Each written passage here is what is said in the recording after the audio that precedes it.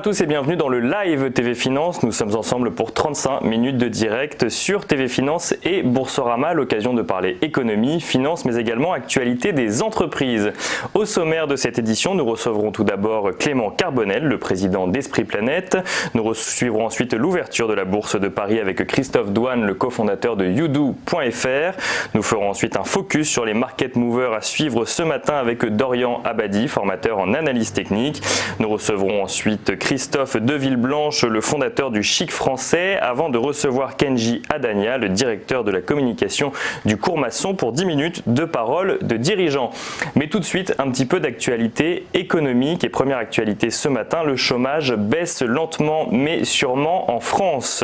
Le nombre de demandeurs d'emploi a baissé de 24 200 au premier trimestre par rapport au précédent, soit un recul de 0,7% en France métropolitaine.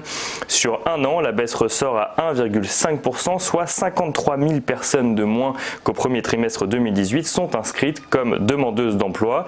Une évolution qui traduit une tendance constante depuis plusieurs trimestres et qui profite surtout aux 25-49 ans, comme le détaille Pôle emploi.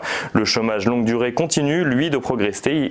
Il est passé de 30% début 2009 en France métropolitaine à 47,4% aujourd'hui et concerne 2,65 millions de personnes.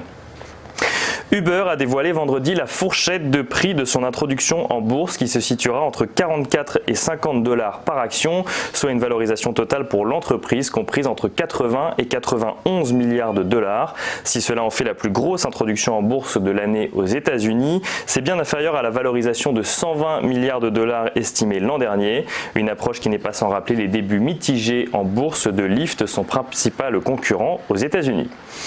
Et enfin nommé Endgame, le dernier épisode de la saga Avengers regroupant des super-héros comme Iron Man, Hulk ou encore Captain America bat des records au box-office. Selon Disney, les ventes de tickets pour le film ont atteint pas moins de 1,2 milliard de dollars de recettes, dont 350 millions aux États-Unis et 330 millions en Chine.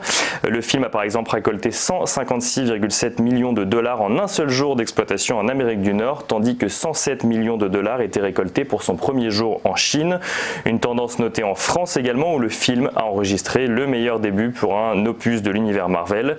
Et selon les analystes, le film pourrait générer au total 2,5 milliards de dollars. Côté marché financier, le CAC 40 clôturé vendredi en hausse, plus 0,21% à 5569 points.